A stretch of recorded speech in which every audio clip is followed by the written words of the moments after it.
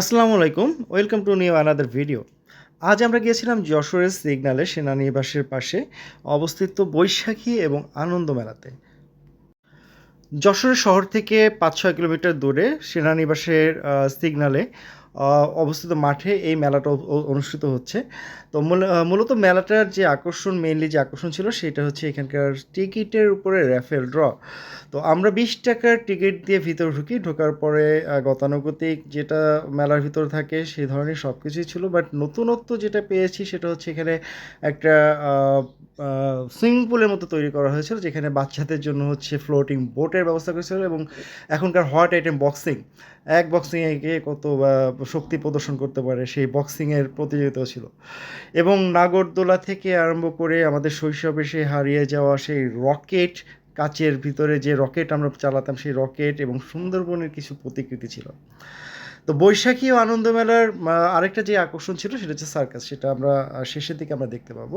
তো মেলাতে ঢোকার পরে রাতে সন্ধ্যা সন্ধ্যা ভাব ছিল, ভিউটা যথেষ্ট ভালো লাগতেছিল এবং বাচ্চাদেরকে এখানে নিয়ে আসলে বাচ্চারা যথেষ্ট মজা করতে পারবে, বাট প্রচণ্ড গরম ছিল সেদিন এবং সেই গরমের জন্য আমরা আসলে ঠিকমতো এনজয় করতে পারি নাই, কারণ প্রচুর গরম ছিল, মানে হিট ওয়েভ চলছিল তখন।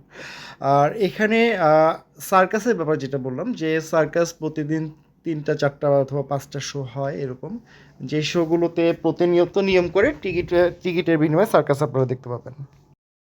তো আহিল খুব বায়না ধরলো এটাতে ওঠার জন্য, মানে এটা কি বলে, জাম্পিং, খেলাধুলার জন্য, বাচ্চাদের বিনোদনের জন্য।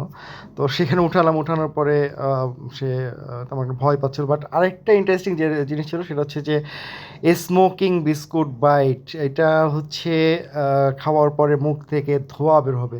তো আহিলকে দেওয়ার পর প্রথমে ও ভাবছিল যে এটা হয়তো বা গরম, মুখে দিতে যাচ্ছিল না, ধরতে যাচ্ছিল না, কিন্তু মুখে দিয়ে যখন দেখলো ঠান্ডা।